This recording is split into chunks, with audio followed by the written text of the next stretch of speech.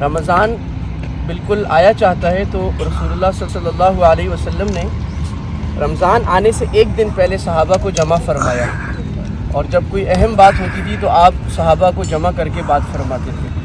آپ ممبر پہ تشریف لائے اور آپ نے فرمایا یا ایھا الناس قد طلع علیکم شہر عظیم، اے لوگوں تم پر ایک بڑا عظیم مہینہ آ رہا ہے، شہر مبارک، بڑی ہی برکتوں والا مہینہ آ رہا ہے۔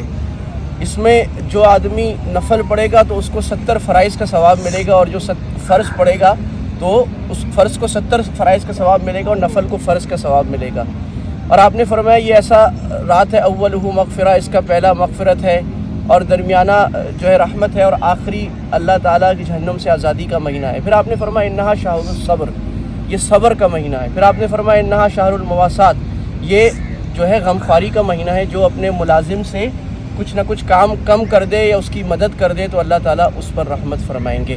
اب یہ جو آپ نے بات فرمائی انہا شہر الصبر، یہ صبر کا مہینہ ہے، یہ بڑی اہم بات ہے۔ کل جو ہم نے بات کی تھی کہ رمضان تقویٰ کی ٹریننگ کا مہینہ ہے، تو اصل میں تقویٰ کی ٹریننگ صبر کی ٹریننگ سے ہوتی ہے۔ ہم جو ایکسرسائز کرتے ہیں تو ہم اپنے انڈیورنس کو آخری لیول پر پش ٹو لمٹس لے آتے ہیں اور صبر کرتے ہیں نا۔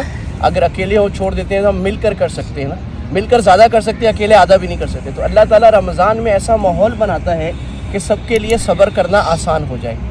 صبر کا مطلب کیا ہے؟ صبر کے 3 مطلب ہیں جو حدیث میں امام نووی نے اور دوسرے علماء نے ذکر فرمایا۔ صبر کا ایک مطلب ہوتا ہے، ہم لوگ سمجھتے ہیں صبر کا مطلب ہے کہ مصیبت میں صبر کرنا، لیکن صبر کا اصل مطلب جو قرآن کی اصطلاح میں ہے اور قرآن میں کثرت سے صبر ہے، یعنی اللہ تعالیٰ بشر الصابرین، صبر والوں کو خوشخبری سنائیں۔ جنت میں جو ہمارا داخلہ ہوگا وہ صبر کی وجہ سے ہوگا۔ فرشتے سلام کریں گے سلام علیکم بما صبرتم، تم پہ سلامتی ہوں صبر کی وجہ سے۔ صبر کیا ہے؟ صبر یہ ہے کہ جس نیکی پہ لگے اس پہ قائم رہنا۔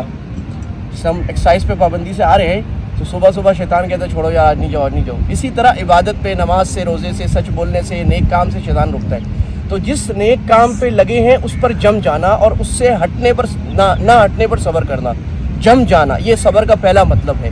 کہ نیکی شروع کی تو اللہ کے نبی صلی اللہ علیہ وسلم نے فرمایا قل آمنت باللہ ثم استقم، ایک دفعہ کہہ دو میں اللہ پر ایمان لائے پھر ڈٹ جاؤ اس پہ۔ تو یہ بہت مشکل ہے۔ اللہ فرما رہے عزم الامور، بہت ہمت کے کاموں سے ہے ڈٹ جانا۔ صبر کا دوسرا مطلب ہے گناہ سے رکنے میں اپنے آپ کو جم جانا، یعنی گناہ کی خواہش ہو رہی ہے، گناہ پہ جانے کی، غلط کام کی، روک لینا، صبر کا مطلب پھر رک جانا۔ اور تیسری صبر کا مطلب یہ ہے مصیبتوں میں صبر کرنا۔ جب آدمی اللہ کے دین پر چلتا ہے اور جب آدمی گناہوں سے رکتا ہے تو آزمائش آتی ہے۔ اور یہ اکثر ہمارے نوجوانوں سے سوال کرتے ہیں کہ جو آدمی دیندار ہوتا ہے، نیک بنتا ہے، اس پر مصیبت کیوں آتی ہے، اس پر آفت کیوں آتی ہے؟ اللہ کو تو اپنے نیک بندے کو پیار دینا چاہیے اور نوازنا چاہیے، اللہ تعالیٰ اس کو محروم کیوں کرتا ہے؟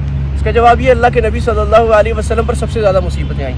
آپ نے فرمایا حضرت عائشہ کو کہ عائشہ جتنی مجھے مصیبتیں آئیں اتنی کسی اور نبی کو نہیں آئیں، اور ایک طائف کی مصیبت ہی میری کافی تھی۔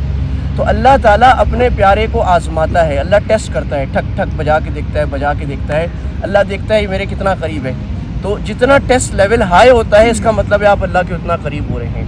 تو مال کی کمی آتی ہے، جان کی کمی آتی ہے، اولاد کی کمی آتی ہے، بینیفٹس ختم ہو جاتے ہیں، آزمائشیں آتی ہیں، تکلیف آتی ہے، لیکن اگر انسان اللہ کے راستے پہ لگا ہوا ہے تو اس پر صبر کرنے کی ضرورت ہے، اور ایک دوسرے کو وتواصوا بالحق وتواصوا بالصبر، ایک دوسرے کو یہ کہنا چاہوں۔ تو یہ رمضان آ رہے ہیں تو رمضان میں ہم نے کوشش کرنی ہے کہ ہماری صبر کی ٹریننگ پوری ہو جائے، اور جب رمضان ختم ہو تو ہمارے صبر کا لیول اوپر جا چکا ہو۔ وآخر دعوانا الحمدللہ رب العالمین، الحمدللہ رب العالمین، والصلاۃ والسلام علی نبینا محمد۔ صبح اچھی فرما دے، اللہ ساری دن برکت والا عافیت والا فرما دے، اللہ تکلیف سے مشکل سے بچا دے، اللہ اس دن میں دین دنیا کی دولت اور نفع عطا فرما دیجیے، سینہ کہانی آفت سے بچا لیجیے ہمیں، ہمارے خاندان کو، اللہ ہمارے ملک کو، ہماری قوم کو، ساری امت کو اللہ خیر عطا فرمائے۔ اس رمضان کو برکتوں والا مہینہ پاکستان کے لیے، خصوصاً سارے عالم اسلام کے لیے فرما دے۔